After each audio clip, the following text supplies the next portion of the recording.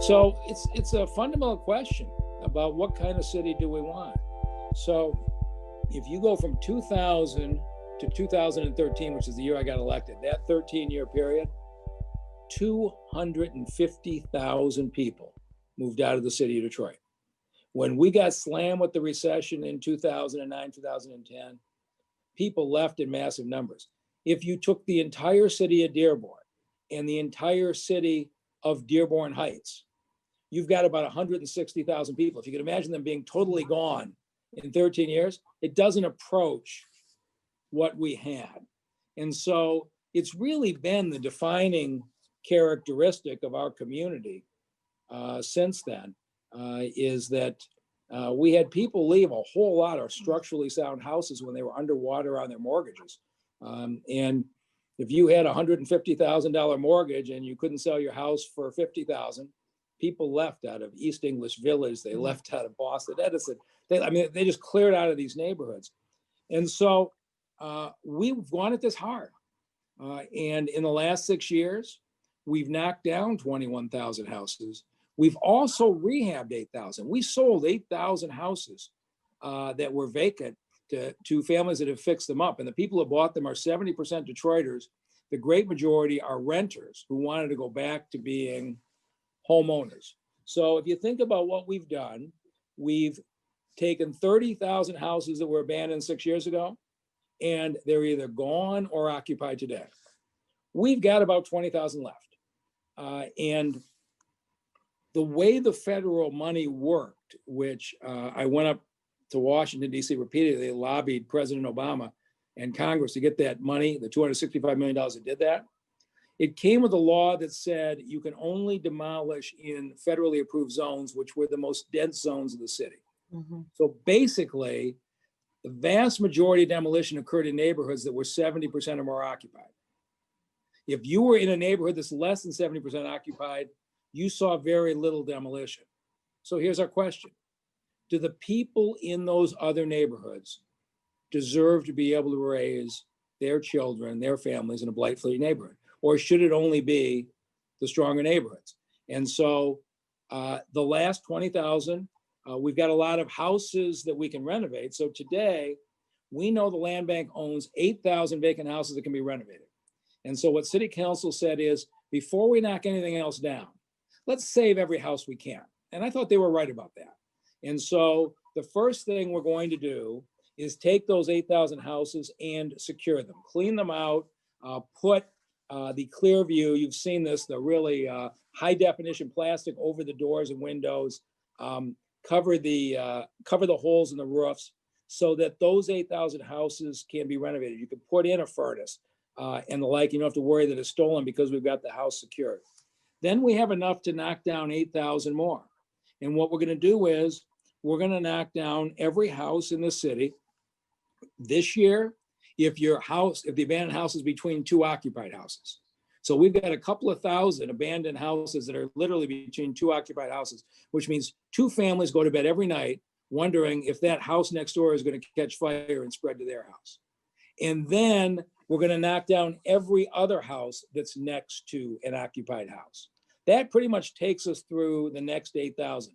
And so our goal is 3 years from now, every salvageable house that's vacant has a family in it.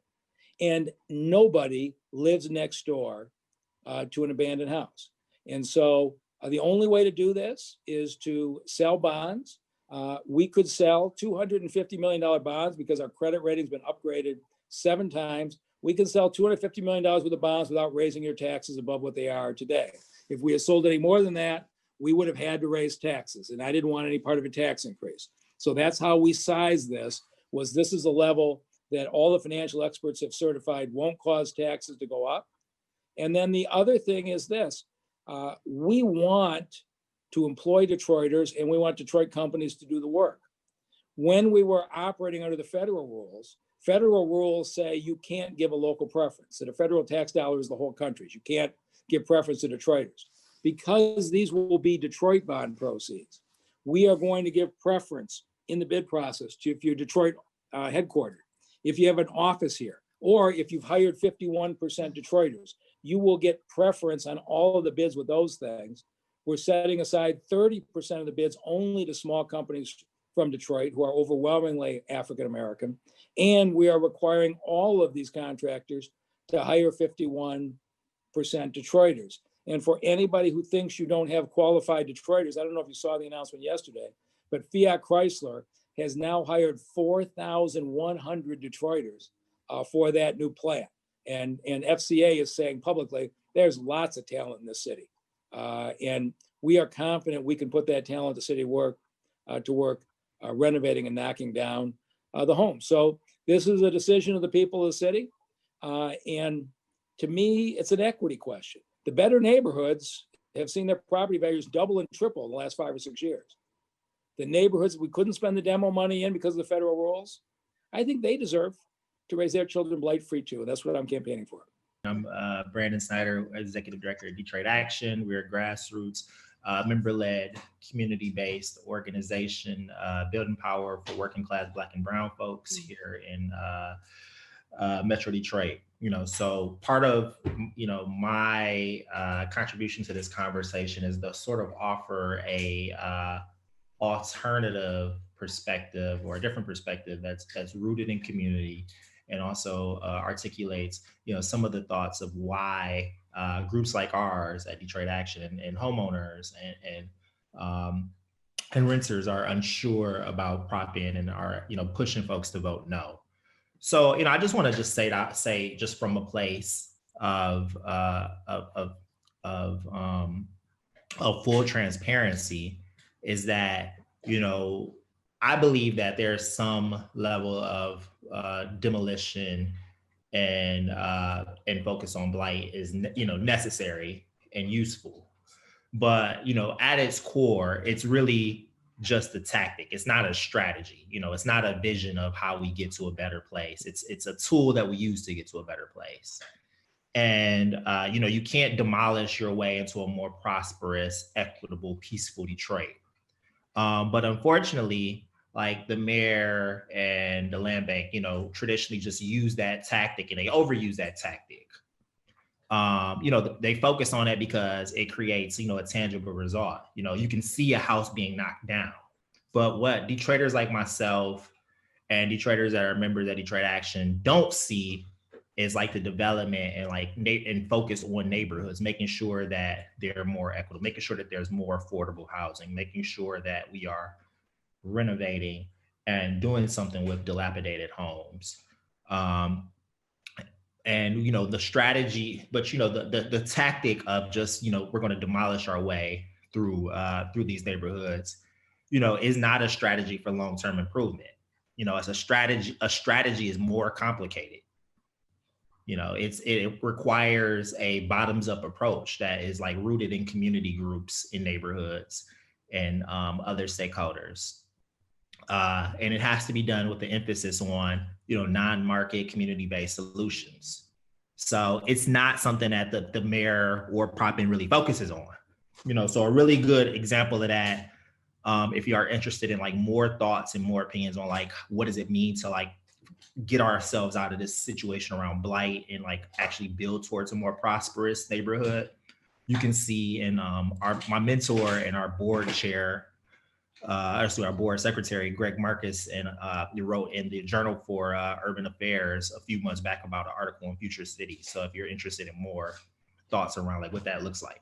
But so I just want to like take a couple steps and just talk about like why we're no and why this is important in this moment. So the first part is like, this money is not free. Like, so the mayor said that this is not a tax increase. And, that's just the sort of like, it's just a sort of like play on words. Like taxpayers are still on the hook, and if anything, property tax relief for middle class, low income homeowners is still in order. Folks still haven't been compensated for the $600 million that they were over assessed for this entire decade, nor have we figured out a way to redistribute that wealth back into the hands of working class folks. It was actually unlawfully redistributed away from them into the hands of developers, contractors, the county, et cetera.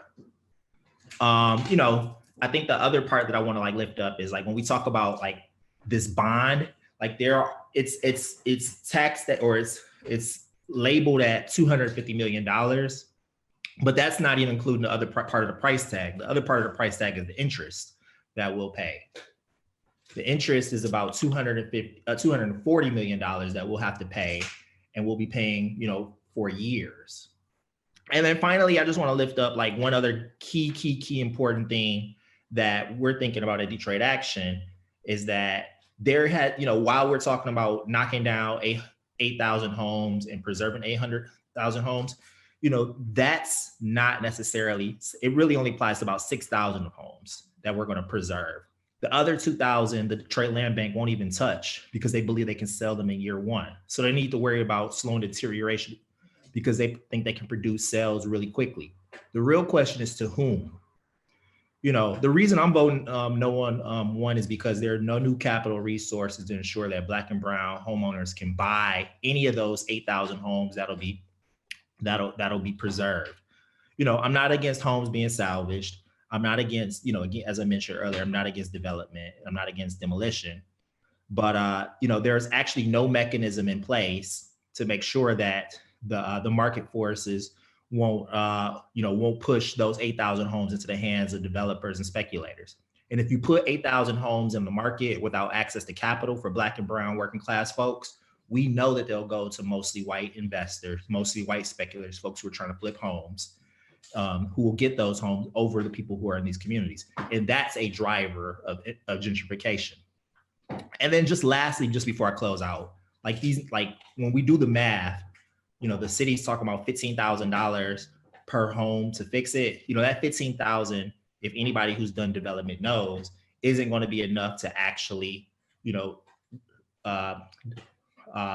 refurbish, rehab, or demolish any home. There's going to be overruns. They're going to go over budget, and that increases the amount of how much they'll need to spend and what it'll actually cost. So all of this fuzzy math, the fact that there isn't any consideration around what does it do to environmental to protect neighbors, from lead remediation and other concerns, is why we're voting no, and why we encourage other folks to think about it. You can find more at onedetroitpbs.org or subscribe to our social media channels and sign up for our One Detroit newsletter.